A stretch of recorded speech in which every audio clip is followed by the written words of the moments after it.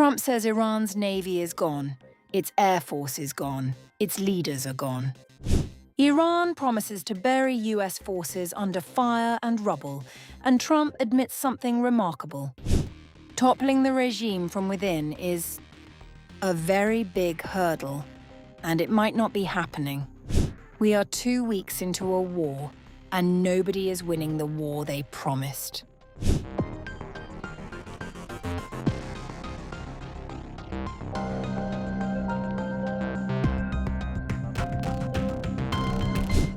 Iran has issued one of its most direct wartime threats yet, warning US and Israeli forces across the Middle East that they will be buried under fire and rubble as the conflict escalates.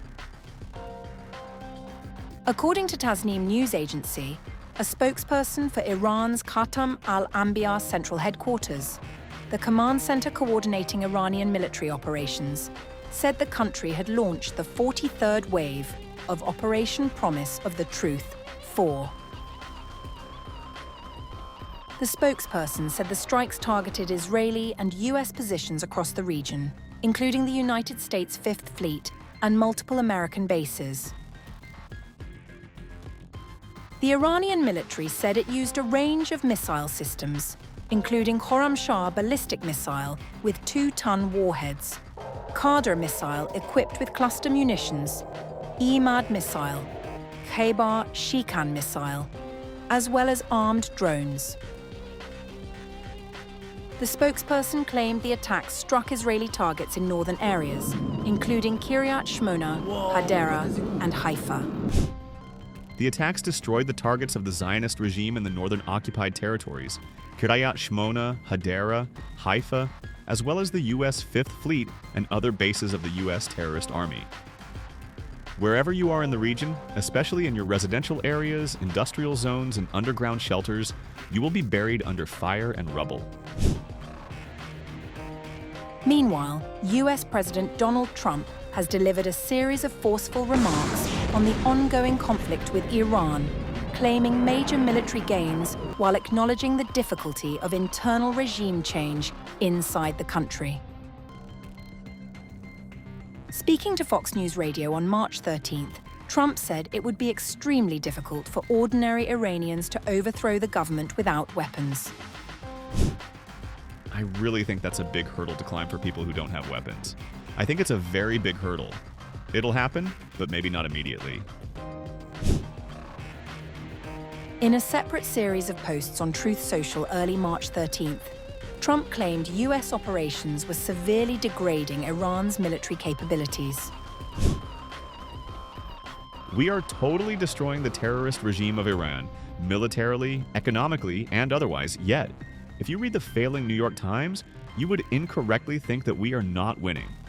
Iran's navy is gone, their air force is no longer, missiles, drones, and everything else are being decimated, and their leaders have been wiped from the face of the earth.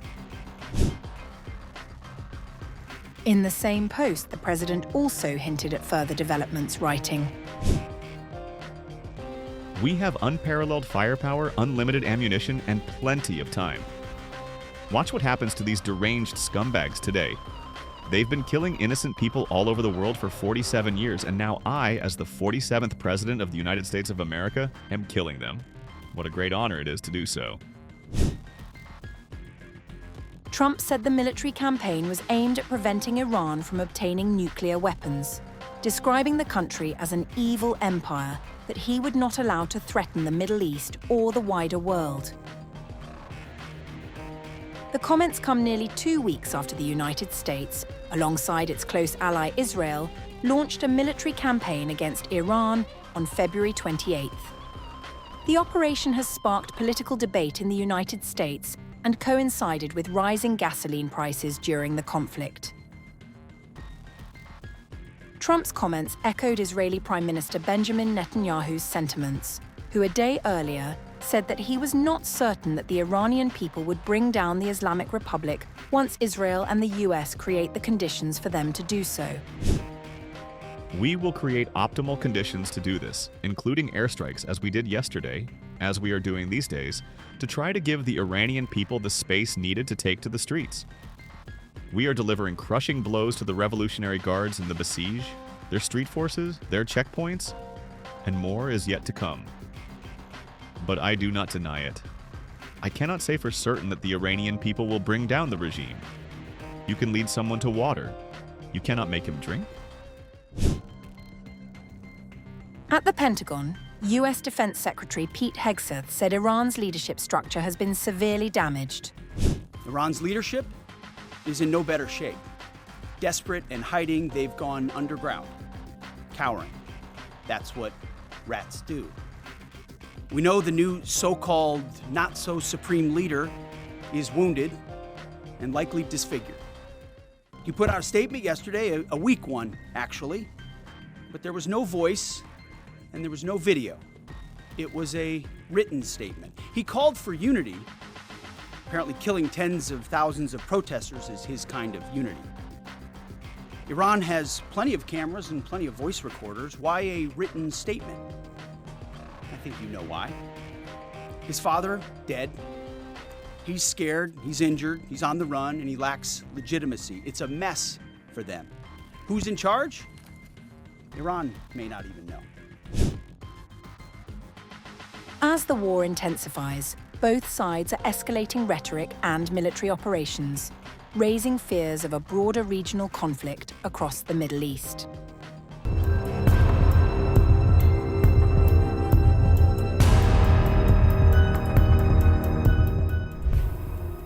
The escalating war with Iran is now raising serious concerns in Washington, not only about the cost of the conflict, but also about the strain it is placing on the United States military resources. Financial Times reported citing sources that the administration of Donald Trump has already used up what amounts to years' worth of key munitions since the fighting began. Among the weapons being rapidly depleted are advanced long-range Tomahawk missile systems, which have been heavily employed in strikes linked to the war. A source said told FT, "It is a massive expenditure of Tomahawks. The Navy will be feeling this expenditure for several years." The growing military costs are emerging at a politically sensitive moment. The war has disrupted a major maritime trade corridor and helped push global oil prices above $100 a barrel. With the United States heading into a midterm election year, the conflict is becoming increasingly unpopular among voters already facing rising petrol prices and questioning whether the country is entering another prolonged Middle East war. In response to the escalating costs, the Pentagon is expected to submit a formal request to the White House and Congress seeking as much as $50 billion in additional defense spending. The proposal is likely to trigger a fierce debate on Capitol Hill, where lawmakers are already expressing concern about the scale and direction of the military campaign. Senator Lisa Murkowski, a Republican member of the Senate Appropriations Committee responsible for overseeing federal spending, has warned that Congress will demand detailed explanations before approving any new funding. Don't just take for granted that the Congress's role is basically just to write the check. Any emergency funding package to support the war effort could face resistance in both chambers of Congress. Republicans currently control the House of Representatives by a narrow margin, and fiscal conservatives may oppose large new spending commitments. There are also concerns that the administration could attempt to link military funding to additional economic measures, including tariff relief for farmers. Democratic lawmakers have also signaled opposition. Many have argued that the war with Iran was launched without proper congressional authorization, and they are expected to challenge further military funding requests. However, some senior Republicans have urged lawmakers to approve the spending regardless of political disagreements. Former Senate Majority Leader Mitch McConnell called the funding request an opportunity to invest in urgent defense priorities, warning that perceived weakness could encourage challenges from adversaries. The financial scale of the conflict is already becoming clear. Pentagon officials told senators earlier this week that the war had cost more than $11 billion within the first 6 days of strikes alone. Much of that expenditure has been tied to expensive weapons systems. Democratic Senator and Air Force veteran Mark Kelly told MS Now, The rounds we're firing, Patriot rounds, THAAD rounds. These weapon systems, each round is millions of dollars. Meanwhile, the Iranians are firing cheap drones. The math on this doesn't work. Meanwhile, defense officials insist that the United States retains sufficient stockpiles. Defense Secretary Pete Hegseth said the military has adequate reserves of both offensive and defensive munitions to continue the campaign as long as necessary. White House Press Secretary Caroline Leavitt echoed that position, stating that the US military has more than enough weapons and ammunition to achieve the objectives of the operation ordered by President Trump. Nevertheless, the scale of weapons consumption remains significant. Each Tomahawk missile carries a 1,000-pound warhead and costs around $3.6 million to produce.